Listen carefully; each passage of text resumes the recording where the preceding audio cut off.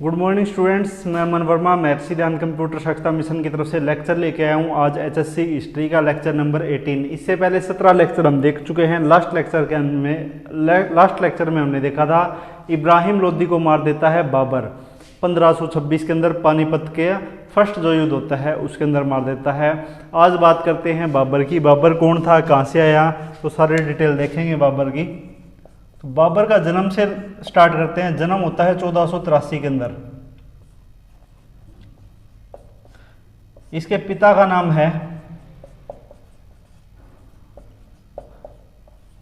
तोमर शेख मिर्जा।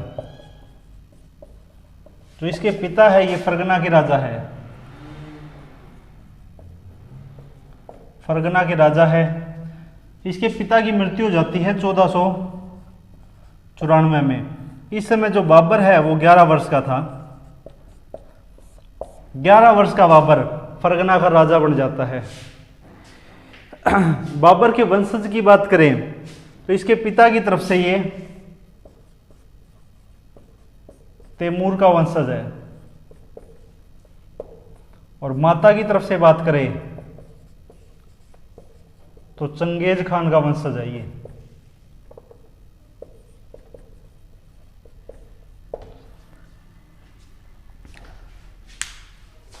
तो इस खानदान का है ये।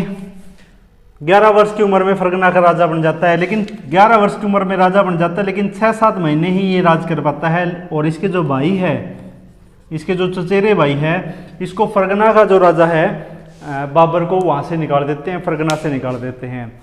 फरगना से निकाल देते हैं, गद्दी से हटा देते हैं और गद्दी के ऊपर खुद बैठ जाते हैं। फरगना के अंदर संभालने लगते हैं। जो बाबर है वो अफगानिस्तान के अंदर आ जाता है।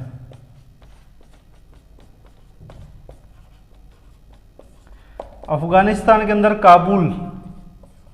काबुल में आता है। और काबुल के अंदर 1507, कुछ किताबें 1504 मानती है इसको और कुछ किताबें 1507 मानती है। तो एग्जाम के अंदर जो भी हमारे पास 7 हो या 4, दोनों में से कोई भी एक ऑप्शन ही मिलेगा, उसी के ऊपर टिक मार्क लगाएंगे। तो अफगानिस्तान के काबुल के अंदर 1507 या फिर 4 के अंदर ये आक्रमण कर देता है। वहाँ पे इतने सालों में अपना संगठन बनाता है, अफगानिस्तान के अंदर संगठन बनाता है, सेना बनाता है और काबुल के ऊपर आक्रमण करता है और जीत जाता है। काबुल को जीत जाता है और वहाँ का राजा बन जाता है। काबुल का राजा बनने के बाद सबसे पहले ये जो अपना मिर्जा का टाइटल है, मिर्जा का टाइटल खत्म कर देता है। मतलब मिर्जा का जो टाइटल है उसको समाप्त छोड़ देता है ये, और बादशाह की उपाधि लेता है। बादशाह की उपाधि ले लेता है। उसके बाद ये भारत पर आक्रमण करता है 1507 के अंदर। जैसे ये राजा बन जाता है, काफी साल वहां पे राज करता है। उसके बाद भारत के ऊपर अटैक करता है। पहला अटैक करता है ये 1519 के अंदर, फिर 20 के अंदर करता है, 2 बार 24 के अंदर करता है। तो पहला अटैक है 1519 के अंदर, फिर 1520 के अंदर करता है, फिर 1524 में, और उसके बाद फिर से 1524 के अंदर ही अटैक करता है। लूट के लिए आता है ये हर बार भारत के अंदर। पहली बार जब भारत के अंदर आया है 1519 के अंदर, तो आज के समय में जो पाकिस्तान है, बैरा नामक जगह है पाकिस्तान में, वहां पर आता है, लूटता है और वापस काबुल चला जाता है। दूसरी बार जब आता है फिर दोबारा से बैरा नामक जगह पर, इसी जगह पर ही आता है। लेकिन एक प्रजाति है यूसुफ जई,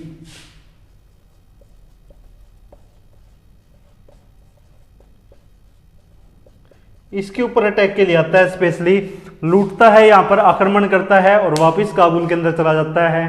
1524 के अंदर दोबारा से 1524, दोनों बार पंजाब के अंदर आता है। तो हर दोनों बार यहां आता है, लूटता है और वापस चला जाता है। अब बात करें 1526 के अंदर कैसे आता है, तो लास्ट लेक्चर में मैंने बताया था राणा सांगा इसको बुलाता है, जो कि मेवाड़ का राजा है। ये इसको बुलाने का काम करता है, लेकिन खुद हेल्प नहीं करता इसकी। इब्राहिम लोदी से लड़ने के लिए बुलाता है। उसका मानना ये होता है कि बाबर आएगा या तो मर जाएगा या मार देगा, कोई ना कोई हानि तो इब्राहिम लोदी को पहुंचाएगा, और जो बची खुची होगी वो बाद में मैं देख लूंगा। और अगर ये जीत भी जाता है तो लूट कर और वापस काबुल चला जाएगा, लेकिन ये यहीं पर रह जाता है भारत के अंदर। तो पहला आक्रमण की बात करें 1519, 20, 24, 24 और उसके बाद 1526 के अंदर पानीपत की लड़ाई करता है। ये युद्ध होता है, हर बार आक्रमण के लिए आता है, 4 बार आक्रमण के लिए। वैसे कह सकते हैं कि 5 बार आक्रमण के लिए आया है ये, लेकिन 5वां जो है वो युद्ध होता है 1526 के अंदर। जैसे ये इब्राहिम लोदी को मार देता है तो गद्दी का दिल्ली के ऊपर इसका राज हो जाता है 1526 के अंदर।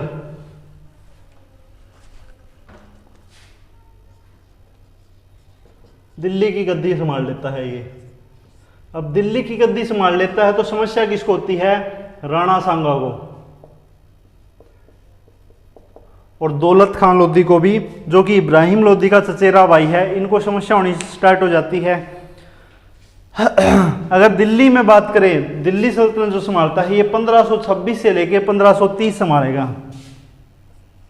1526 से 1530 तक दिल्ली की गद्दी पर बैठेगा। 1530 के अंदर इसकी मृत्यु हो जाती है। यहीं से मुगल वंश भी स्थापना कर देता है। ये मुगल वंश की स्थापना कब होती है? 1526 के अंदर। 1526 के अंदर मुगल वंश की स्थापना बाबर करता है और ये मुगल वंश जो है वो 1857 की लड़ाई तक जाएगा। आज़ादी की जो पहली लड़ाई थी, यहाँ तक हमारा मुगल वंश पढ़ेंगे हम। बीच में और भी काफ़ी सारी चीज़ें आएगी। तो 1526 के अंदर ये दिल्ली की गद्दी पर बैठ जाता है। तो संस्थापक है ये मुगल वंश का। उसके बाद गद्दी पर बैठने के बाद अगला ही युद्ध इसका 1527 के अंदर हो जाता है। 1527 के अंदर अगला युद्ध हो जाता है। अगला युद्ध बोलते हैं इसको खांडवा का युद्ध होता है, बाबर और राणा सांगा के बीच में होता है। खांडवा का युद्ध बाबर और राणा सांगा, इन दोनों के बीच में होता है। राणा सांगा इस युद्ध में हार जाता है और बाबर जीत जाता है। 1527 के अंदर मेवाड़ के ऊपर ये कब्जा कर लेता है बाबर। इस युद्ध के अंदर जो बाबर है, इसके सैनिक वैसे तो लड़ने से मना कर देते हैं, क्योंकि राणा सांगा भी काफी शक्तिशाली राजा था। 35,000 इसके पास सैनिक थे। और राणा सांगा की बात करें तो लास्ट लेक्चर में मैंने बताया था, इतने युद्ध लड़े, इसके शरीर के ऊपर 80 घाव है। इसकी एक आंख नहीं थी, एक पैर नहीं था और एक हाथ भी नहीं था, और काफी शक्तिशाली राजा था फिर भी ये। तो इसके सैनिक डर जाते हैं, राणा सांगा से युद्ध करने से मना कर देते हैं। लेकिन ये जिहाद का नारा देता है।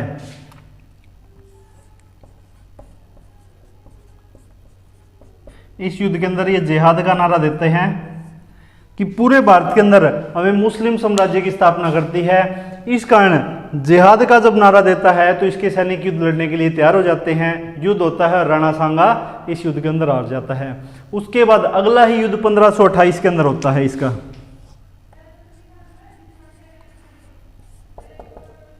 1528 के अंदर दूसरा युद्ध होता है। इस युद्ध को बोलते हैं चंदेरी की लड़ाई बोलते हैं। मेदिनी राय के साथ होता है ये, जो कि चंदेली के राजा है।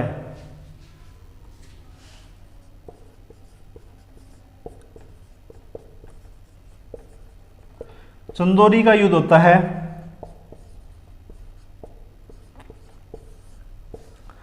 बाबर इस युद्ध के अंदर जीत जाता है और जो मेदिनी राय हैं वो हार जाते हैं।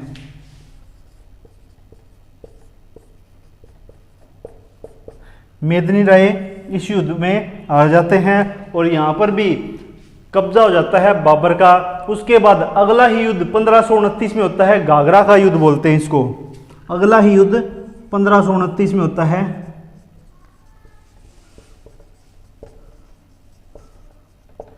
घाघरा का युद्ध होता है। तो कंटिन्यू ही युद्ध करता आ रहा है ये। 1519, 20, 24, 24, 26, 27, 28 और 29 के अंदर। 29 के अंदर बाबर का जो युद्ध होता है वो महमूद लोदी के साथ होता है।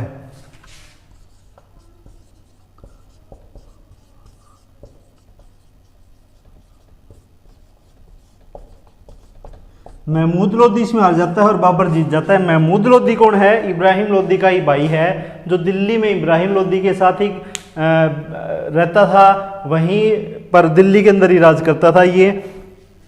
तो इब्राहिम लोदी का भाई है, हार जाता है, बाबर जीत जाता है। और उसके बाद पूरे भारत के अंदर लगभग मुगल साम्राज्य की स्थापना हो जाती है। इस युद्ध के बाद कंटिन्यू ही काफ़ी सारे युद्ध करे हैं। तो इसने 1 2 3 4 5 और उसके बाद में 6 7 8 युद्ध लड़े हैं इसने, और 8 के अंदर इसने एक तरह से विजय प्राप्त की है। और उसके बाद 1529 की बात करें तो पूरा भारत के अंदर जब ये साम्राज्य स्थापित कर लेता है तो ये गाजी की उपाधि धारण करता है। गाजी की उपाधि धारण करता है बाबर। उसके बाद बात करें तो 1530 के अंदर इसका बेटा है हुमायूं। इसका बेटा हुमायूं है, वो बीमार हो जाता है। हुमायूं को गले की बीमारी थी और ये प्रार्थना करता है, भगवान से प्रार्थना करता है, ईश्वर से प्रार्थना करता है, दुआ करता है ये कि किसी भी तरीके से मेरे बेटे को कुछ नहीं होना चाहिए, मेरा बेटा बच जाए, इस बीमारी से बाहर निकल आए, चाहे मेरे इसकी जगह मेरी जान क्यों न चली जाए। और भगवान इसकी सुन लेता है। 1530 के अंदर ही बाबर की मृत्यु हो जाती है। बाबर की मृत्यु 1530 के अंदर हो जाती है।